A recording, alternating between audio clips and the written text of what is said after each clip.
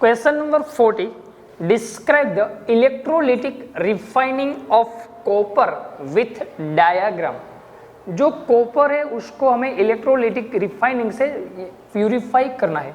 तो कॉपर की जो हमें ओर्स मिलती है, उसी ओर में से जो हम कॉपर को रिमूव करते हैं, तो ये जो कॉपर जो इम्प्योर होता है, तो हमें जो कॉपर्स में अभी भी जो इम्प्यूरिटीज प्रेजेंस है, उसी इम्प्यूरिटीज को निकालने के लिए उसमें से इलेक्ट्रिसिटी को पास करना पड़ता है, ताकि जो इम्प्यूरिटीज कॉपर्स की ओर्स में प्रेजेंट है उसी को हम रिमूव कर सके।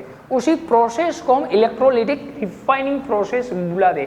तो इलेक्ट्रोलिटिक रिफाइनिंग जो प्रोसेस है उसमें यहाँ पर जो एक कोई वेसल है, उसी वेसल्स में हमें जो कोई भी मेटल्स है कि जिसको हमें प्यूरिफाई करना है, उसका एसिडिक सॉल्ट हमें लेना पड़ता है। तो यहाँ पर हमें कॉपर है उसको हमें क्या करना है, प्यूरिफाई करना है। तो यहाँ पर एज अ इलेक्ट्रोलाइट हम एसिडिक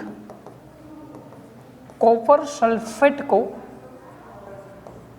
यूज करते हैं।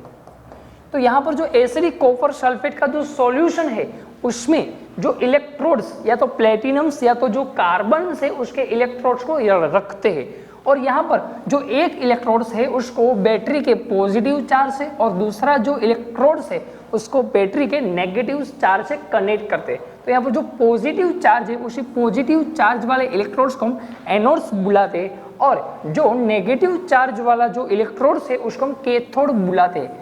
तो यहाँ पर जो एनोड है उस पे हमें जो मेटल्स कॉपर का प्यूरिफिकेशन करना है उसको इम्प्योर मेटल्स के बेस पर लेना है। तो एनोड जो है उसमें हमें इम्प्योर कॉपर मेटल्स लेना है, इम्प्योर कॉपर मेटल्स। और बाद में जो कैथोड है यहाँ पर हमें जो प्योर कॉपर मेटल्स डिपोजिट होती है,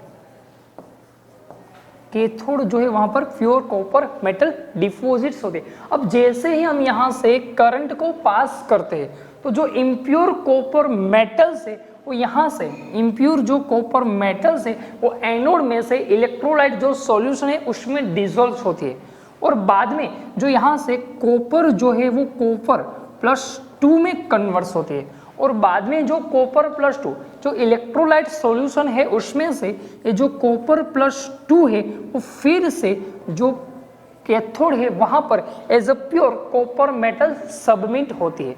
और बाद में जो इलेक्ट्रोलिटिक सॉल्यूशन यहाँ पर इलेक्ट्रोलिटिक रिफाइनिंग कंप्लीट होने के बाद जो ये कॉपर मेटल्स का जो इम्प्योर एनोड है, तो यहाँ पर जितनी सारी जो इम्प्योरिटीज प्रेजेंस है वो एनोड के जो वेसल है वहां पर नीचे सबमिट होती है।